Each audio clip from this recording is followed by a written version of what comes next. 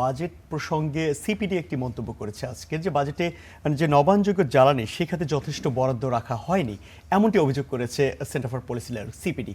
আপনিও কি এই অভিযোগের সঙ্গে একমত? বেসিক্যালি এটা তো মানে সরকার মানে নবায়নযোগ্য জ্বালানি, সেখানে tariff, VAT, AIT, advance income tax এগুলো উইভার করে দিয়েছে 35 সাল পর্যন্ত। এখন এইটা তৈরি করবে হচ্ছে প্রাইভেট সেক্টর। এখানে গভর্নমেন্ট সেক্টরও কিছু তৈরি করবে, তবে এখানে বাজেটে যে বরাদ্দ, সেই বরাদ্দ এই বছরের তুলনায় আমি মনে করি সঠিকই আছে, কারণ এইটা তো একটা টেকনোলজিক্যাল ব্যাপার। হুট করে রাতারাতি এটা ইমপ্লিমেন্ট করা মানে মুশকিল।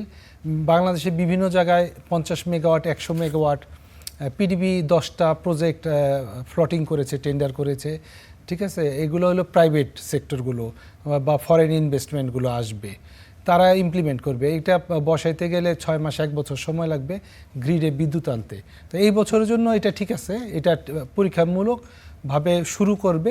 এটার ইমপ্যাক্টটা অবজার্ভ করে সামনের বছর হয়তো বাড়াতে বা কমাতে হতে পারে। তো বিশেষ করে যে আমাদের বাজেটে বিদ্যুৎ খাতে যে 25,000 megawatt IPP, independent power plant, তারপর রেন্টাল, কুইক রেন্টাল, এগুলোতেই তো আমাদের সমস্ত টাকা চলে যাচ্ছে। যেমন আমাদের বাজেটের 37,000 কোটি টাকা প্রায় আমাদের সাবসিডি। কিছু কুইক রেন্টাল পাওয়ার প্ল্যান্ট আছে, সেগুলো বিদ্যুৎ উৎপাদন না করলেও ক্যাপাসিটি চার্জ দিতে হচ্ছে।